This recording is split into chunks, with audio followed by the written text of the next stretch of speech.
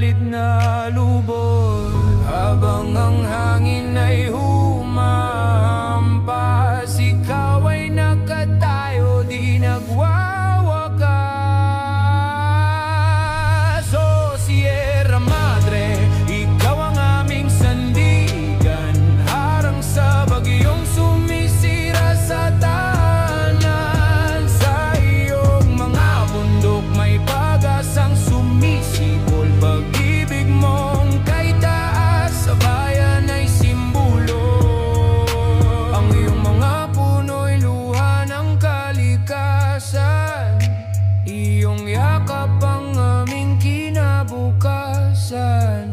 Ngunit bakit ka ngayon ay nasasaktan sa kamay ng taong walang pakialam?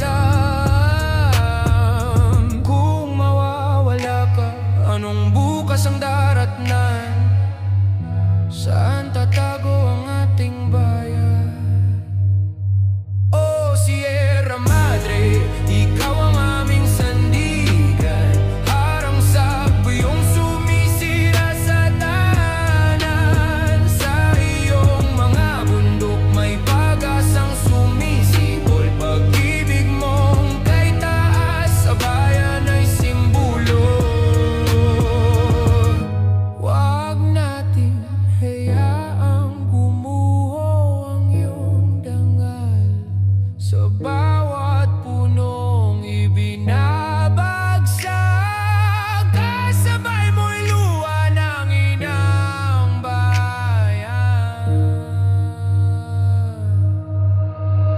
Sierra Madre, ikaw ang aming pag-asa, tagapagtanggol ng bawat Pilipino't lupa. Hanggang sa dulo mananatili kang tapat, bantay ng amihan, aming ilaw sa bagyong matindit malupit.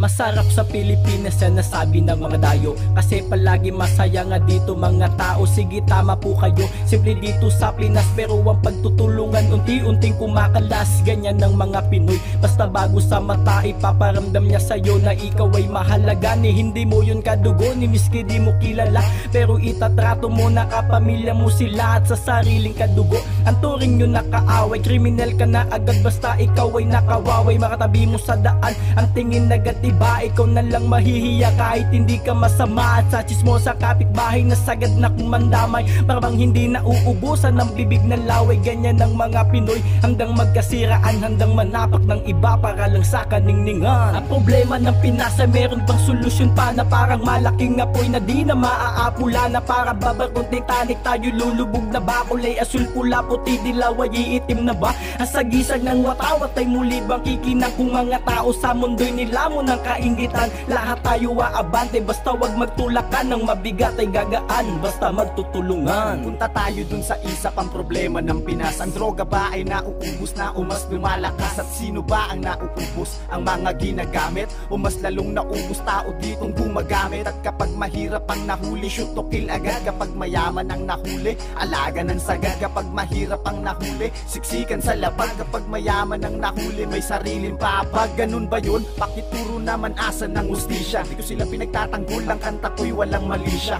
Ang pinupunto ko, tama pa ba o may mali na? Nasobrahan sa tama kaya para bang maliga. Ang mga mahirap lalo pa nilang pinahirapan, habang ang mga mayaman lalo lang pinapayaman. Dahil to sa kahirapan kaya may nagkamali, kaysa naman sa mayayamang yumayaman sa mali. Ang problema ng Pinas ay meron bang solusyon pa na parang malaking apoy na di na maaapula, na para babagong Titanic tayo lulubog na ba? Kulay asul, pula, puti, dilaw ay iitim na ba? Ang sagisag ng watawat ay muli bang kikinang kung mga tao sa mundo'y nilamon ng kaingitan. Lahat tayo aabante, basta wag magtulakan, ng mabigat ay gagaan, basta magtutulungan. Kaibigan, subukan mo na tumayo, subukan mo na magtrabaho, magbanat ka ng buto, magtanim ka ng buto para meron ka maaani. Yayayain ng trabaho ang sagot, hindi na balik, kain tulog ka na nga. May gana ka pang magalit kapag di mo mabili ang gusto mo na mga gamit. Magrereklamo ka, nalubog na ang Pinas, matutong maghanap ng butas para may makalabas at sa sariling palabas. Ikaw doon ang magbibida, ikaw doon ang malakas, ikaw na din ang kontrabida. Depende sa galaw mo at magiging pasya kung dederecho pa, abante ba o bababa ka na. Maling mali ba buhay mo? Pinanganak ka bang mahirap ang mali? Kung mamamatay ka lang nang naghihirap, sabayan nyo kung magsikap at patuloy na mangarap para ang mga sagot sa yung tanong iyong mahanap. Ang problema ng Pinas ay meron bang solusyon pa na parang malaking apoy na di na maaapula, na para babagong Titanic tayo lulubog na ba? Kulay asul, pula, puti, dilaw ay iitim na ba? Ang sagisag ng watawat ay muli bang kikinang kung mga tao sa mundo'y nilamon ng kaingitan. Lahat tayo aabante, basta wag magtulakan, ng mabigat ay gagaan, basta magtutulungan. Sino bang dapat sisihin? Ang ating bang Pangulo? Dahil hindi mo mabili ang gustong mga luho. Sumubok ng isa at nabigo at di nanalo. Lubog ka na agad at gusto na agad sumuko, at bubulyawan agad ang presidenteng namumuno. Di na sumubok umisa dahil takot matalo, at bato-bato sa langit ang tamaan di umilag. Ang problema na pasan, solusyonan, wag kang umilag, at sa'yo magmumula